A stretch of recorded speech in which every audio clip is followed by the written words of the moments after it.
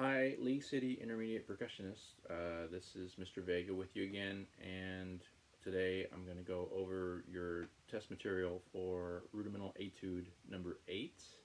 This is in your snare drum book, page number 27, and this etude is mostly dealing with what's called the flam paradiddle. The flam paradiddle is right in the row of information right above Rudimental Etude number 8. It talks all about the flam paradiddle there. And it says, in this exercise, we add the remaining 2 taps that finish the flam paradiddle. Primary stroke of each flam should be played at 12 inches. He calls it a full stroke. And the inner beats and grace notes should be soft and relaxed at 2 to 3 inches. Listen to the sound of each flam to make sure that you're not playing pops. So let me translate all that for you. Basically, what he's saying there, with regards to the 2 taps, I think that's like a lesson that he had before that, where he had the kids do 2 notes, like a flam and then another note, and so he's adding 2 more taps. And it says there in that little row there, it has down, up, tap, tap, and yeah, that's the way I do it too. Not all teachers do it that way, but that's the way I do it. So let me demonstrate for you what he's talking about there. And so the flam paradiddle is basically a flam with a paradiddle pattern, and the paradiddle is right, left, right, right, left, right, left, left. That's the basic paradiddle pattern.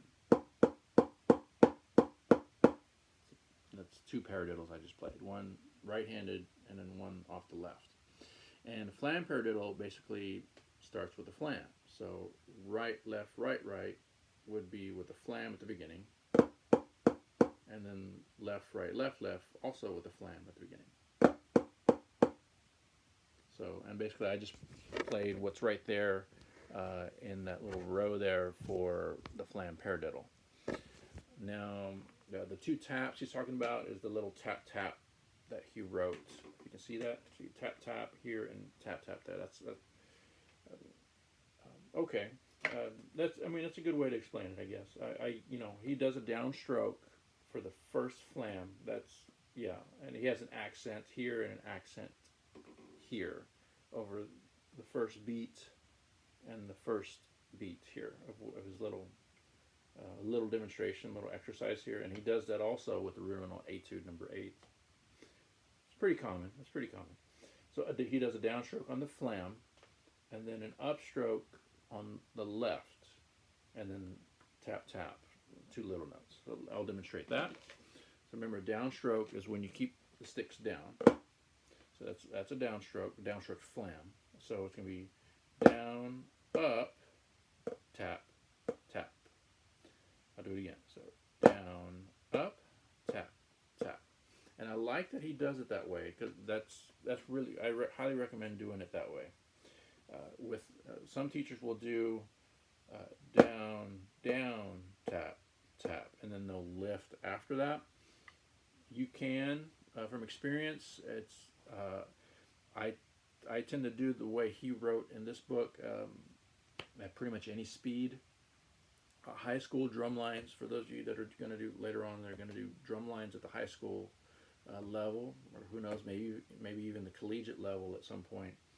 They would probably do it differently. They would do it with mostly downstrokes and then lifting at the very end of that. And that's mostly just so that they can get all the drummers on the drum line to look the same on the field when the audience looks at them. It's just easier to clean. But the way he wrote it here, it's easier to play. And it's easier to play with a nice, natural, normal, fluid method. Anyway, so hopefully that part makes sense to you. He also says, let's see, the primary stroke of each flam should be played 12 inches, inner beats and grace notes 2 to 3. Sure, I do 12, I'm probably doing 12 right now, honestly. It's about 12, sometimes I'll do 9, and that works too. The inner beats, he's talking 2 to 3 inches. So, I usually tell kids about to go 1 inch, and I've learned that if I tell them to go 1 inch, they'll end up doing 2 to 3 inches just kind of naturally. If I tell the student to do 2 to 3 inches, they'll usually give me 4 to 5, which is incorrect. So, so whatever you do, just check that. Make sure you get it at the right height for the taps and for the low notes. But the pop, where he's talking about getting a pop, to avoid getting the pop, that's the fancy term is a double stop. I'll see if I can demonstrate it. It kind of has a when both sticks hit at exactly the same moment, the same exact time. There it is. It gets kind of a pop because you're literally hitting both sticks exactly at the same time, and it sounds like a pop because the drum head is not allowed to vibrate how it wants to. It normally wants to kind of resonate, vibrate naturally right there. But if both sticks hit at the same time, it deadens that sound, and the result, it sounds like a pop. It also feels kind of weird too. Kind of whenever you hit one of those, it kind of shocks the hands a little bit, and that's because it's all kind of doing it all at the same time, and it's killing the sound. Anyway, avoid that. Okay, at least for the flam paradiddle.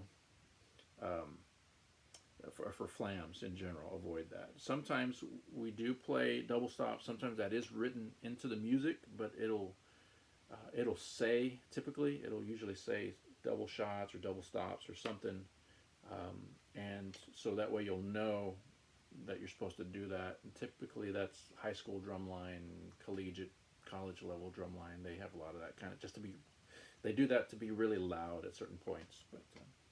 But for this, that pop should not be heard. Okay, anyway, let's see. The hot tip, he's here. He says, make sure to watch his YouTube lesson videos. See fundamentals you'll learn. We'll apply it to many other flam rudiments. Okay. There is a whole family of flam rudiments in the back of the book.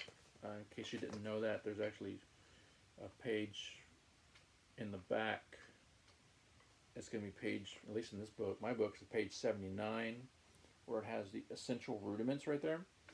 Page 79, 80, and 81. Feel free to look over those. There's a whole family of rudiments for the flam, and so that's kind of what he's talking about there. Anyways, okay, so that's the flam paradiddle in a nutshell.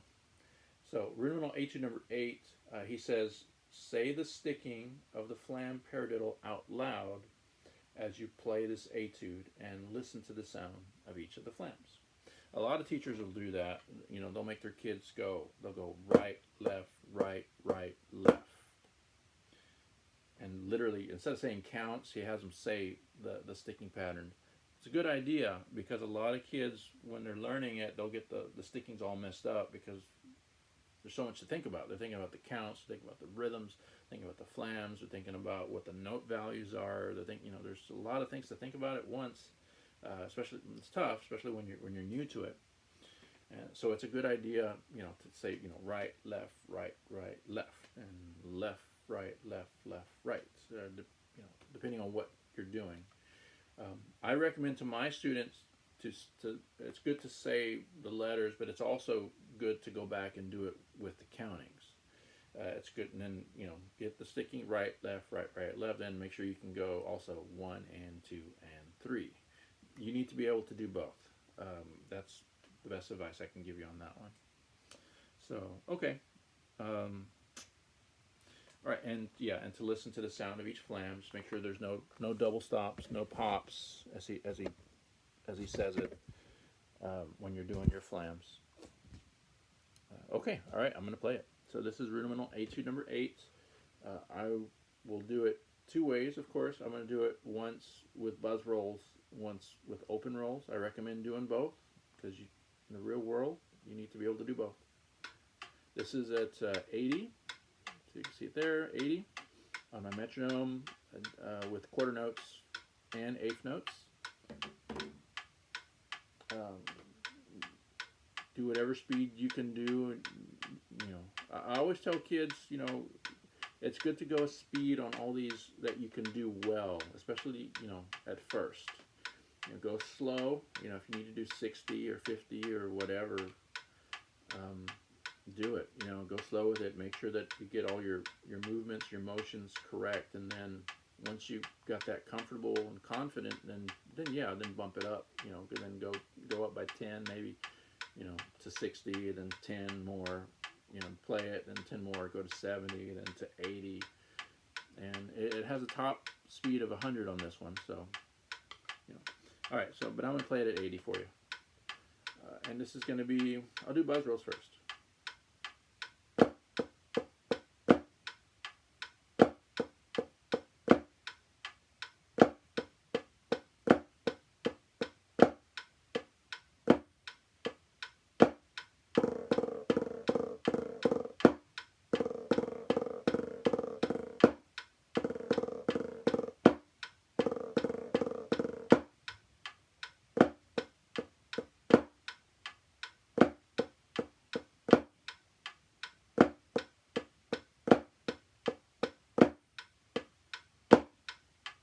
And I'll do it with open rolls.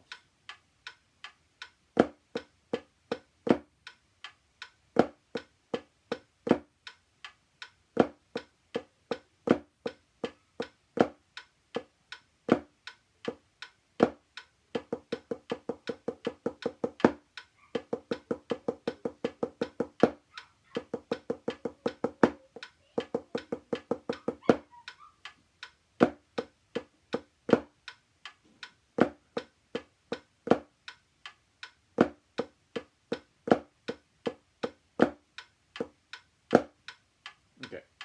All right. So, um, there you go. That's the Rudimental Etude number 8. That was with the open rolls. Like I always say, I recommend to all my students to do those buzz. You know, do each of those etudes, buzzed and open as well. And there you go. Let's see what else. I did my accents probably around 12 inches. The taps, I'm going probably 2 to 3 inches low on my taps, make an obvious difference. And there you go. Hope that helps, and good luck.